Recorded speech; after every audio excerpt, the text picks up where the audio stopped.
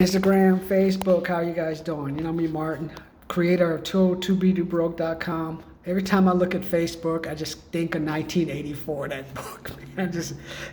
Who remembers the scene where the wall and they're watching a couple? I forgot his name, Brant or something. He has a name. It's just like watching what they do, and I just think of YouTube and all this stuff now.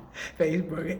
That guy George Orwell would be just like he's probably rolling over his grave.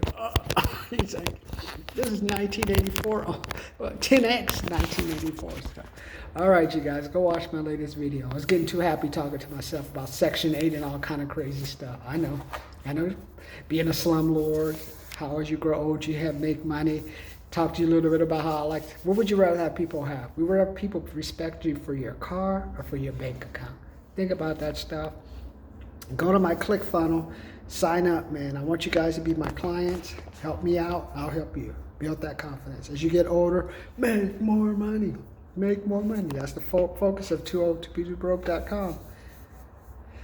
Have an extra money in your pocket, in your 40, 50, 60, get your Starbucks, you go to market, buy you some food, and you're not using your credit card to shop. Oh, shit. We'll talk about that later.